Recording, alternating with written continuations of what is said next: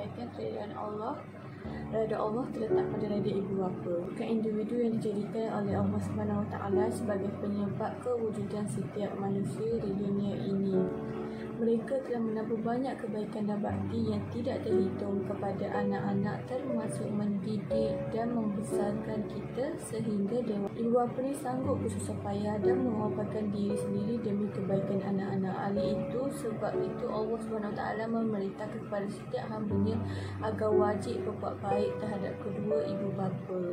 Sebagaimana hadis ini menerangkan dari Abdullah bin Amrin bin Ash radhiyallahu anha berkata, Nabi Muhammad SAW telah bersabda bahawa keredaan Allah itu terletak kepada keredaan kedua ibu bapa, dan murka Allah itu terletak pada murka kedua ibu bapa. Hadis riwayat At-Tirmizi. Maksudnya ialah adab berbuat baik kepada ibu bapa. Yang pertama, berbuat baik kepada ibu bapa.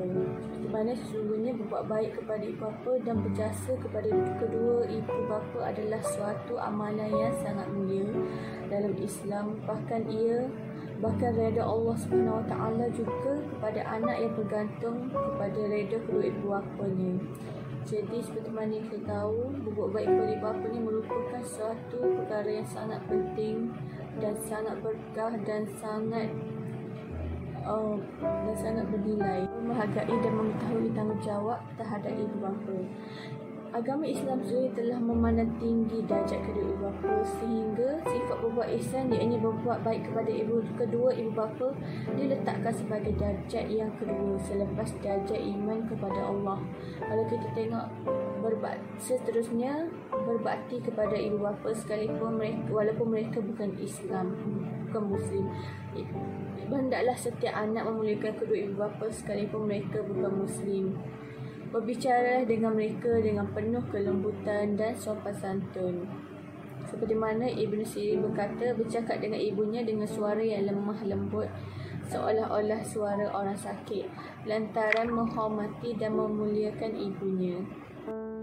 Allah Subhanahu Wa Taala berfirman di dalam surah Al-Isra ayat 23 yang berbunyi, wa qadara rabbuka alla ta'budu illa iyyahu wa bil walidaini ihsana imma yablaghunna 'indaka al-kibar ahaduhuma aw kilahuma fala taqul lahumā uffin wa la tanharhumā wa qul lahumā qawlan karīmā. Yang bermaksud, dan Tuhanmu telah memerintahkan supaya kamu jangan menyembah selain Dia, dan hendaklah kamu berbuat baik kepada kedua ibu bapamu dengan sebaik-baiknya. Jika salah seorang di antara keduanya atau kedua-duanya sampai berumur lanjut dalam pemeliharaanmu, maka sekali-kali janganlah kamu mengatakan kepada keduanya perkataan dan janganlah kamu membentak mereka, dan ucapkanlah kepada mereka perkataan yang mulia.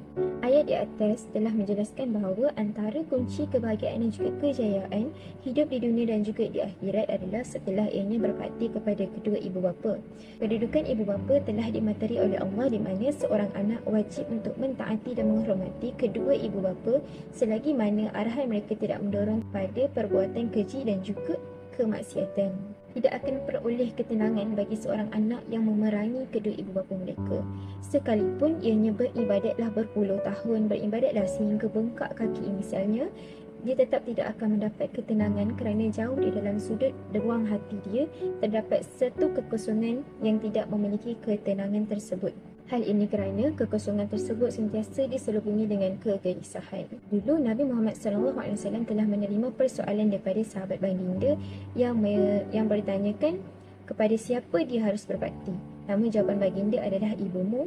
Dan soalan kedua, sahabat baginda mengajukan soalan yang sama. Tetaplah jawapan baginda ibumu. Seterusnya soalan ketiga, jawapan baginda tetaplah ibumu. Dan diteruskan dengan soalan keempat, jawapan baginda adalah ayahmu.